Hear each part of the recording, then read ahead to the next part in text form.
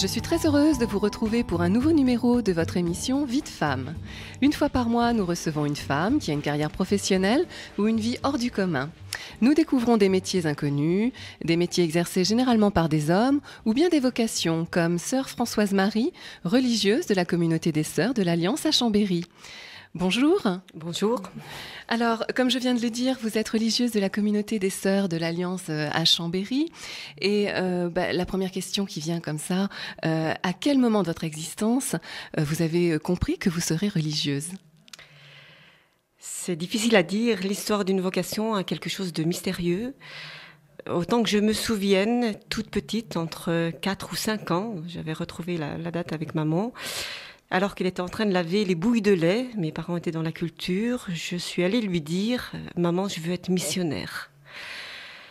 Ce qui est curieux, c'est que je ne me souviens pas du tout ce qu'elle m'a répondu. Sans doute, elle a dû me dire « Écoute, tu vas grandir, on verra plus tard ». En tout cas, moi, je me suis dit « T'aurais pas dû lui en parler, elle a rien compris ». Et c'est quelque chose dont je me souviens.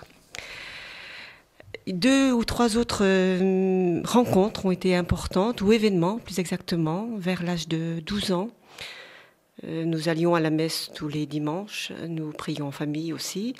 Et au cours d'une Eucharistie, un dimanche, l'évangile du jour devait être l'appel d'un apôtre par Jésus. Et quand j'ai entendu le prêtre dire « Viens, suis-moi », dans mon cœur, c'était pour moi. Ce « Viens, suis-moi », voilà, c'était pour moi. Et peut-être le troisième événement qui a fait basculer un petit peu l'histoire de ma vocation, c'est une rencontre.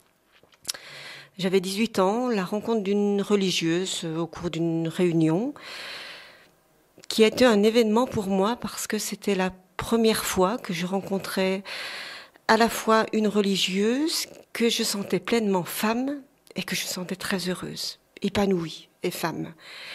Et en moi, c'était de me dire... Mais alors on peut être religieuse et on peut être heureuse tout à la fois. Ça a été une révélation. Voilà, quelque chose qui me tombait des yeux et voilà, impossible, qui s'ouvrait. Et alors, à quel moment vous avez décidé d'être religieuse alors ? À quel âge à peu près ? Disons que j'ai cheminé entre 18 et 22 ans avec ce pourquoi pas. Mes engagements au niveau de l'église dans le Jura faisaient que j'ai été amenée à rencontrer cette religieuse très souvent. J'étais en même temps en contact avec des amis garçons et filles. Je fréquentais un garçon avec qui se dessinaient des projets de mariage.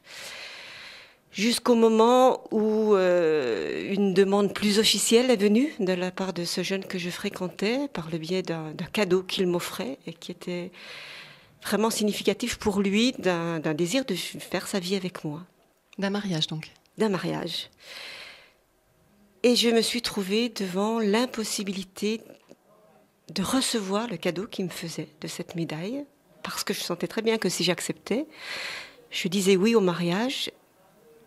Et il y avait cet appel, enfin ce désir de vivre une vie avec Jésus-Christ dans la vie religieuse, et je ne pouvais pas m'engager avec ce garçon.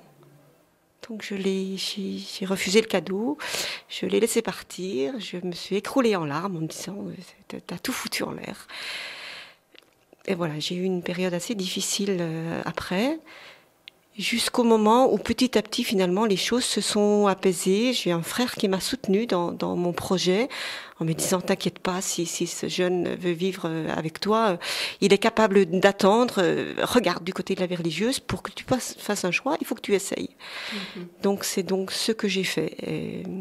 Et voilà, et ma vie m'a emmenée à répondre plus pleinement à la vie religieuse et à Jésus-Christ. D'accord, donc à 22 ans, vous êtes rentrée au postulat, c'est ça ? Voilà, c'est ça. Expliquez-nous un petit peu, on va dire assez rapidement, quand on décide comme ça d'avoir une vie religieuse, quelles sont les étapes ? Il y a des étapes, hein, on ne formule pas ses vœux comme ça directement. Pas du tout. Donc il y a la période du postulat, qui est une période où la jeune fille garde son travail professionnel, son appartement. Donc vous aviez un travail ? J'avais un travail, j'étais travailleuse familiale, donc travaillais dans les familles. Voilà. Dans votre ville, là où vous habitez ? Dans le Jura, d'accord, donc dans le rural. D'accord. Au service des relations parents-enfants surtout et d'aider les mamans dans leur travail. Donc, tout en travaillant, je rencontrais la communauté religieuse les week-ends ou pendant les temps de vacances, pendant des périodes assez longues, pour petit à petit connaître leur manière de prier, leur manière de vivre ensemble, la vie fraternelle, quelles étaient leurs optiques, leurs choix au niveau de la mission, de leur vie en Église. Au bout d'un an, si l'on veut poursuivre, on fait une demande pour entrer au noviciat, qui dure 2 ans. Donc ce sont 2 années de formation où là, nous arrêtons notre travail professionnel et nous entrons plus particulièrement en formation dans la congrégation religieuse. Puis vient après la période des vœux temporaires qui s'étalent sur 5 ans avec des demandes régulièrement tous les ans ou tous les 3 ans. Et au bout de ces 5 années de vœux temporaires, l'engagement définitif dans la vie religieuse à la suite du Christ et dans un institut particulier. Les étoiles une à une s'allument au ciel du soir. Je regarde la lune rose sur ce fond noir. Moi je t'aime comme un arbre porte ses fruits, comme la lune aime la nuit. Je ne peux pas te dire pourquoi, je crois que je suis né pour toi. Je ne veux pas que tu sois triste, le simple fait que tu existes est pour moi un tel réconfort. J'ai besoin que tu m'aimes encore. Moi je t'aime comme un volcan sort du sommeil, comme un fruit gorgé de soleil, comme un saumon dans un torrent qui remonte à contre-courant. Où que tu sois sur l'horizon, tu es ma route et ma maison, ma sagesse et ma déraison, le premier mot de ma chanson. Et je t'aime encore plus fort qu'auparavant, comme un ami, comme un... Voilà, nous venons d'écouter une chanson d'Yves Dutheil. Le titre c'est Parce que tu existes. Parce que tu existes. Alors nous sommes en compagnie de sœur Françoise-Marie, religieuse de la communauté des sœurs de l'Alliance à Chambéry. Elle vient de nous expliquer donc quelles sont les différentes étapes qu'il a fallu vivre pour faire vœu de religieuse pour la vie. Là, là c'est pour la vie. Moi, on vient d'écouter donc cette belle chanson de Yves Dutheil.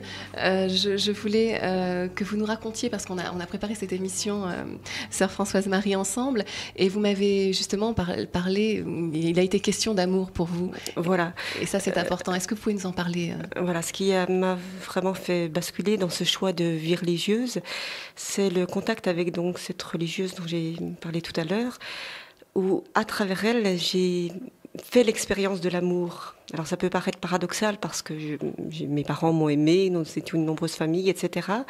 Et pourtant, à travers cette relation-là, et puis il y en a eu d'autres avec d'autres personnes ensuite, j'ai fait l'expérience que j'étais aimée d'une manière particulière. Et j'aime beaucoup quand Yves Dutheil dit « parce que tu existes », voilà, c'est toi qui existes. C'est de l'ordre du personnel. C'est ce que vous avez ressenti à ce moment-là. Et je suis quelqu'un aux yeux de quelqu'un d'autre. Et à travers cette religieuse, j'ai découvert que j'étais quelqu'un, non seulement à ses yeux, mais aux yeux de quelqu'un de beaucoup plus grand, qui dans la religion, dans notre foi chrétienne, on appelle Jésus-Christ, parce que tu existes. Alors, c'est aussi le projet de votre communauté. Tout à fait. En communauté, donc je suis à Chambéry, nous sommes 5 sœurs. Nous avons reçu une mission particulière là d'être communauté de formation, donc d'accueillir des jeunes qui désireraient suivre le Christ. Et notre projet communautaire, c'est à travers notre vie fraternelle de faire découvrir à des jeunes aujourd'hui qu'ils sont aimés de Dieu de manière particulière, unique, que leur vie leur est donnée comme cadeau. Et que le vœu et le désir de Dieu sur chacune d'elles, c'est qu'elles vivent leur vie pleinement, selon leurs aspirations, habitées par la parole de l'Évangile, fécondées par cette parole, et en compagnonnage avec ce Jésus-Christ auquel on croit. Voilà. Alors, je dirais que votre communauté est même très très symbolique dans notre, on va dire, dans notre ville, par exemple à Chambéry. Expliquez-nous où est située votre communauté. Voilà, nous habitons en plein centre-ville, tout à côté de la mairie, à côté de l'église de Notre-Dame que nous ne voyons pas beaucoup, elle est prise dans les bâtiments, 4e étage d'un immeuble. Donc, en pleine patte humaine, au cœur de la cité. Et finalement, notre vie témoigne du Dieu auquel l'on croit. Il est venu s'incarner, notre Dieu, Jésus-Christ, au cœur du monde, dans la patte humaine, pour nous révéler que la vie humaine était importante. C'est un petit peu ce que la communauté des Sœurs de l'Alliance, qui veut témoigner de l'alliance que Dieu fait avec les hommes, essaye de vivre au cœur de la ville. Là, vous êtes vraiment en plein cœur de la ville, au cœur du projet, au cœur de la communauté. Et ça rejoint tout à fait, je dirais, ce que vous m'avez raconté avec cette personne qui a eu ce regard d'amour sur vous. Et je pense que c'est ce qu'aujourd'hui vous essayez de transmettre. De transmettre et de vivre, parce que c'est un regard qui donne la vie. Est-ce qu'on peut parler d'avenir aujourd'hui pour les communautés religieuses ? Alors c'est vrai qu'on parle souvent de baisse des vocations. Moi, c'est pas trop mon souci à l'heure actuelle. Ça l'était quand j'étais plus jeune. Aujourd'hui, je me dis que pour moi, dans ma vie, Jésus-Christ me permet d'être heureuse. Et ce dont je veux témoigner, c'est de cette vie d'alliance qu'il vit avec moi, c'est ce choix dont j'ai bénéficié. Et je me dis que si moi-même, je vis au maximum cette proximité avec lui, dans la prière, à travers la vie fraternelle avec mes sœurs, à travers mon travail dans l'ensemble paroissial de la cathédrale, si je suis heureuse, forcément ça se verra sur mon visage, dans mon regard, dans ma manière de vivre avec les gens, et ça donnera envie à d'autres jeunes de venir tenter cette expérience qui est une aventure, c'est vrai, mais qui vaut le coup d'être vécue. Mais ça a l'air d'être une très très belle aventure, en tout cas quand on vous voit. Sœur Je ne regrette pas. Donc je vous remercie en tout cas beaucoup d'être venu nous rejoindre dans nos studios. Et puis je vous souhaite plein de bonnes aventures encore à Chambéry. Au revoir, merci beaucoup.